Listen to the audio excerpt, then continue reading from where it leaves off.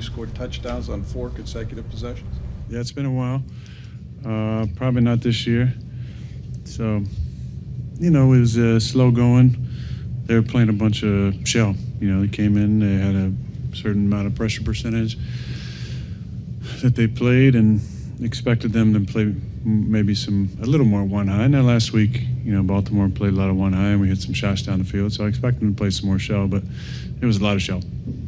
So we had to be efficient, dink and dunk at times, and kind of take what was there. And then we, once we started to run the ball, everything opened up, and the action game opened up, and hit a couple keepers.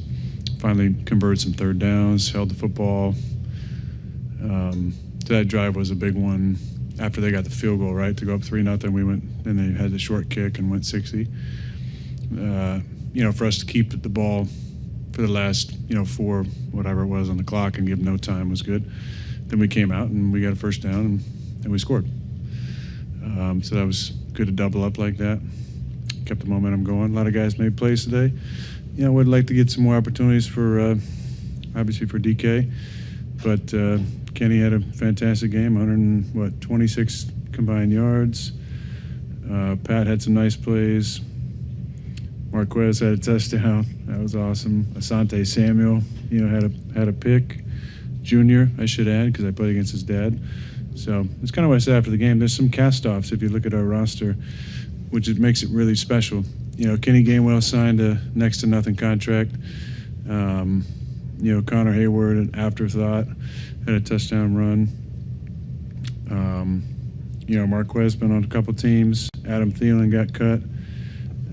Samuel was on the street for a long time. So it says a lot about the character of the guys we brought in. Do you consider yourself one of those Castoffs too? No, I'm not a Castoff. Aaron, you talked about your guys' ability to hit the cover two when they went to their too high. You guys attacked the middle part of the field. He had 2 big plays there. What can you say about just the work that you guys have been to put in to make sure to capitalize when teams do that, even when they disguise it? I don't think we did that a whole lot. First 24 minutes of the game, but we started to get some things going. Obviously, I had one to DK early for 22. But the play by DK was one of the better plays I've seen in my 21 years.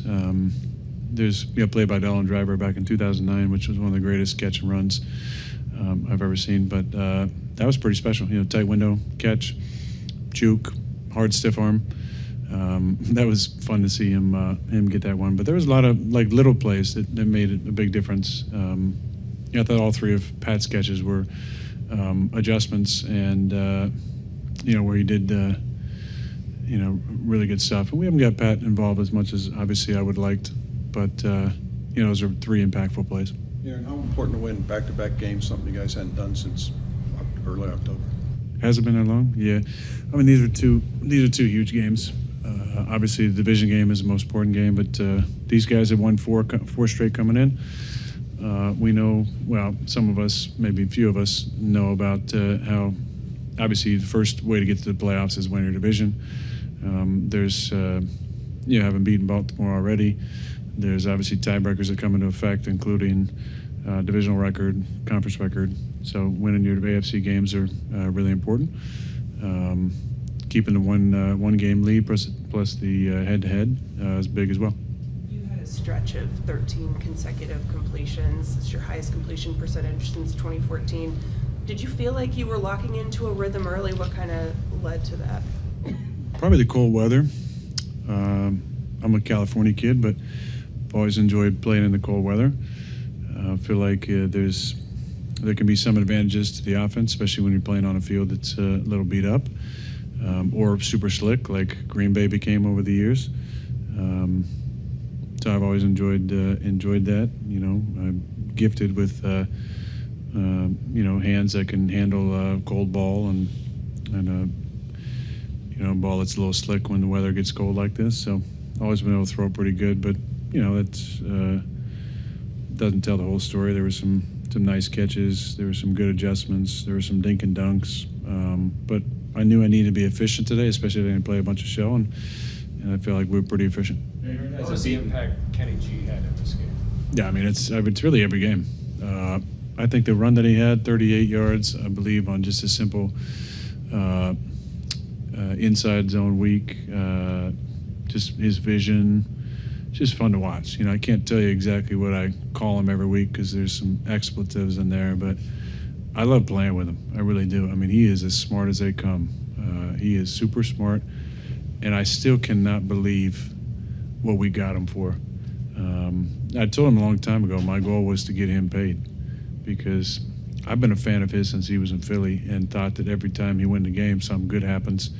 And just to be able to play with him and the type of guy that he is, man, I can't say enough good things about Kenny. Every single game, it seems like he comes up with impactful plays and makes guys miss and catches the ball. I mean, I was telling, who was that? I think it was Marquez on the sideline. I was just like, one of the most impressive things is to watch us like on Friday practice just do pat and go drill, which is just an over-the-shoulder drill. He is as fluid as anybody on the team catching the football. And again, for a guy that's making damn near vet minimum, he's been a tremendous asset to our team this year. Aaron, you guys have won back-to-back games against teams that have won 4 out of their last 5. Do you feel like you guys are starting to play your best ball that you have this season? And what's clicking for you guys that you see working for this team right now? Well, I think the defense has played really well the last couple of weeks. Obviously, we're up 28-3 at one point. I thought I might get to take a seat on the bench and let Mason get in there, but they got good football players. They made a couple plays, but to hold them to 15 points, this game we should win. Last week, 22 points, game we should win. Offensively, I feel like Art got into a really good rhythm today, especially second quarter on, and it wasn't his fault in the first quarter. We just didn't execute very well.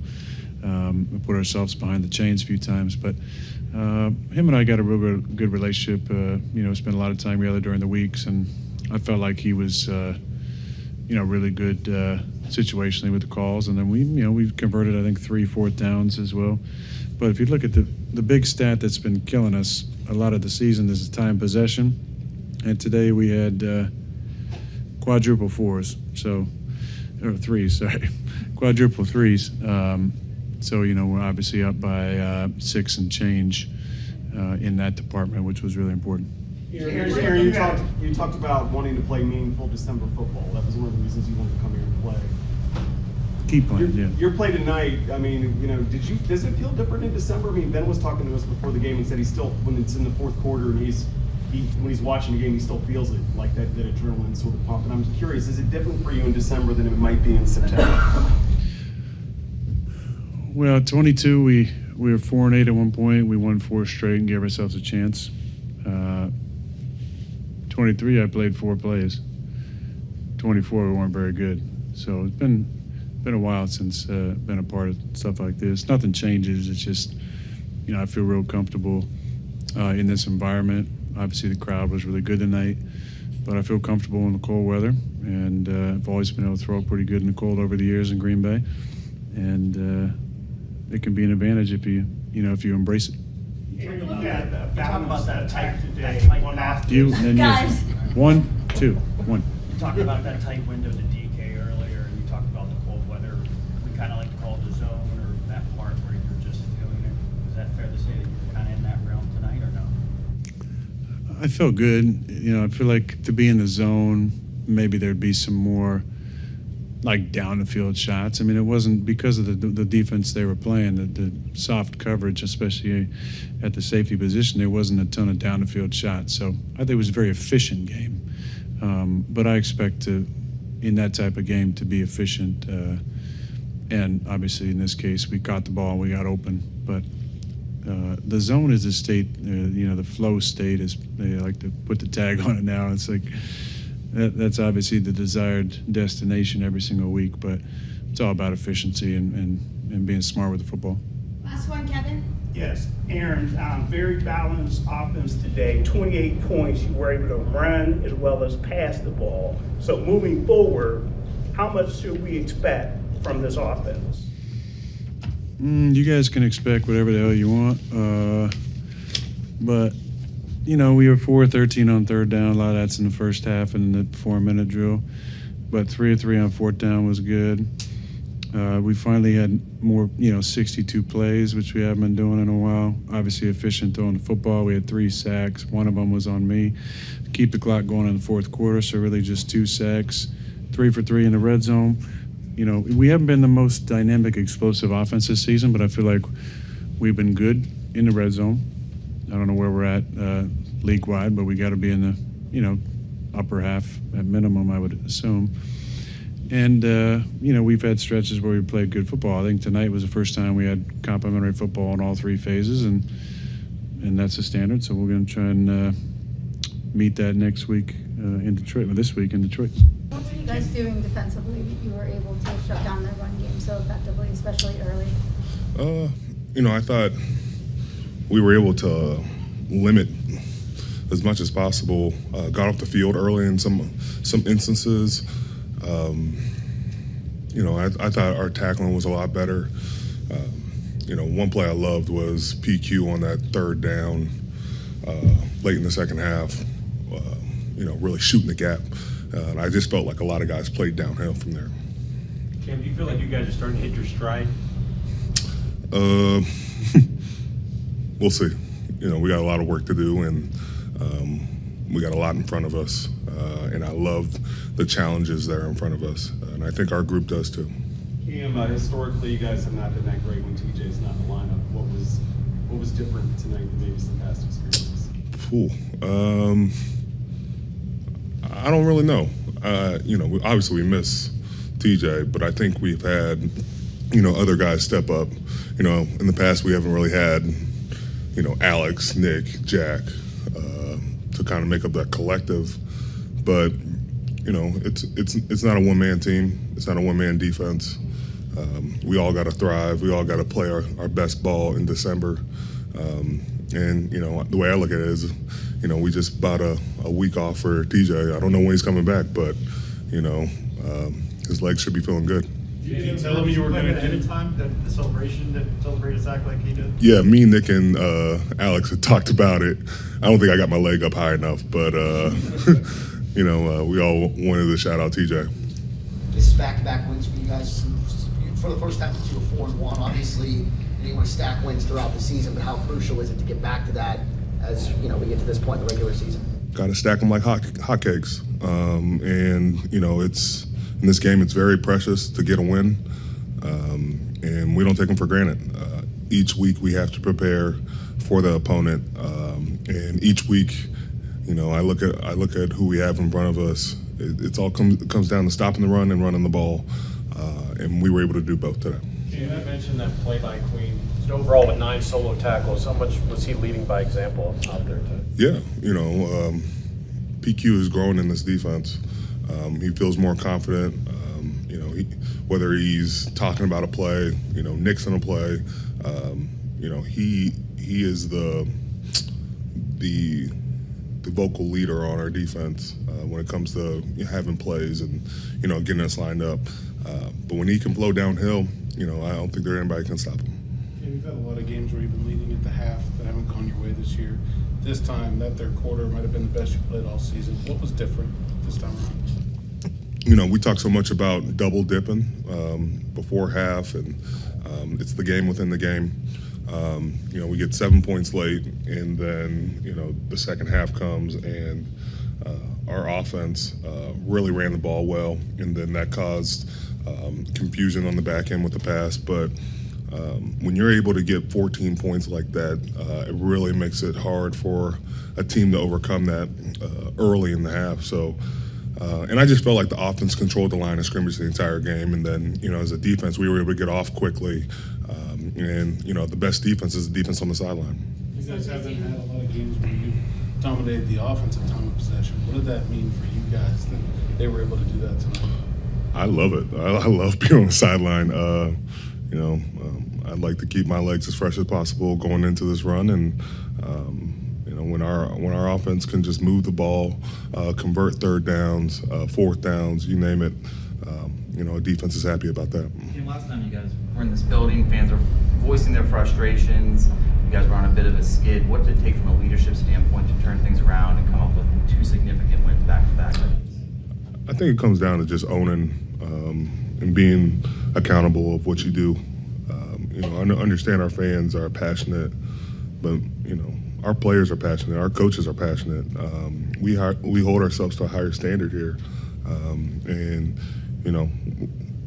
when you play for a team like this that's had a lot of success, and we're not responsible for that. Those guys before, we're trying to grasp what they did, but the expectations are high, and we like it that way. Aaron just mentioned that a lot of cast-offs, as he called them, are guys that were big contributors. Thielen, MVS, Asante Samuel Jr. I mean, what does it say about some of these new guys that have come in midstream and have really made a huge impact on this team and kind of contributed to this run you guys are on? It's a testament to guys buying in. You know, Coach always talks about jumping on a moving train, and these guys are professionals. You know, I'm watching, as soon as Thielen gets here, he's opening up his playbook. He's still studying. And, you know, they spend a lot of time really just learning the offense, learning the defense. You know, Asante's been, you know, really chomping at the bit to get some reps, and you know, play very well with them. Can you think of it goes down, and then Mike T and some of you guys, as former teammates, go out there to support him? What did that show support kind of mean for you guys to go out there and support and make who you played with you so well? You know, this game, I've had the pleasure of playing with a lot of great players, and Mika is one of them, and he's a great friend of mine.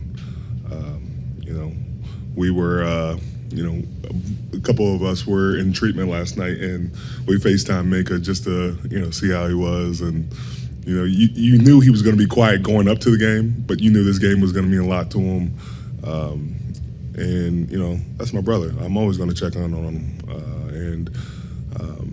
You know, I know I wish he was here. And Mink's always been a guy that I always want to roll with. What do you think of DK's touchdown? Hell of an effort.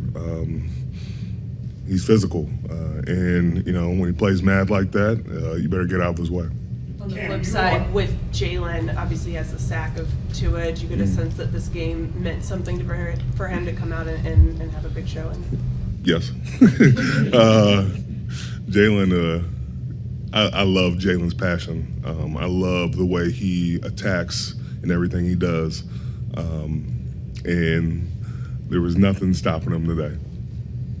Cam, you all have 4 sacks today, one from at least each level of the defense. So what does that mean from a defensive standpoint when you can do that? I think it just means, you know, you got to keep your head on a swivel. Multiple guys can come and, you know, shoot a gap, and you got to make sure you really are accounting for every guy. Our defense is flexible, and when guys do their jobs, we're able to get sacks. You guys been on a good bit, but fun to watch him get that one. Yeah, you know, O has been growing every week. I love the way he practices, the way he asks questions. You know, especially with D-Harm and, you know, YA stepping up in the role. O has gotten a lot of reps, and, you know, O has made the most out of his reps. And, you know, we're building depth. And to watch him go out there and get a sack today, you know, he's been kicking a whole lot of tail, and, you know, I'm proud of him. Great, thanks, Kim. Thank you. Anybody else, Angela? Nope, that's it. Thank you. Thank you.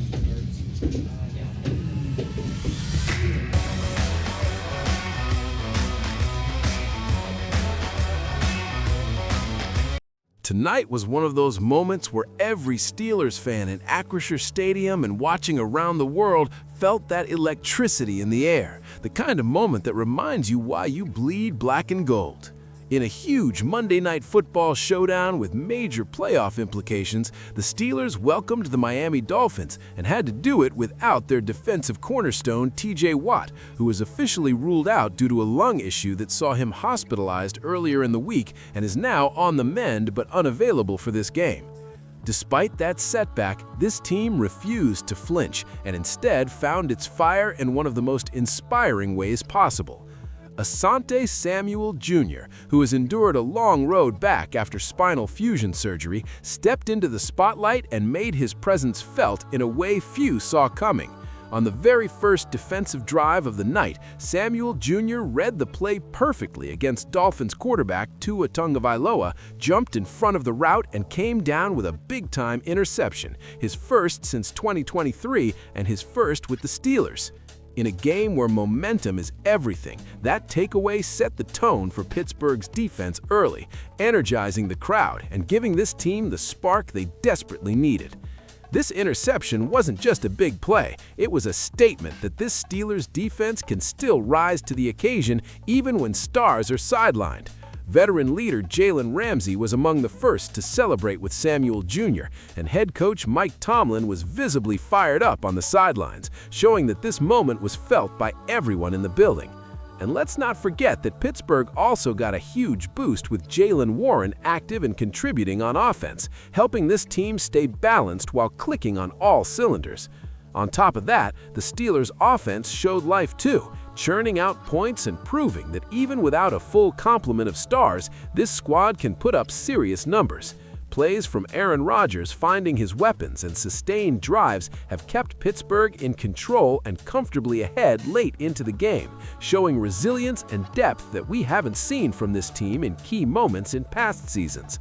This is the kind of performance that defines a team, overcoming adversity, stepping up when it matters most, and finding heroes in unexpected places.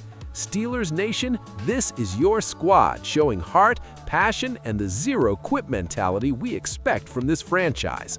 So now I want to hear from you. What did you think of Samuel Jr.'s huge interception and this defense stepping up?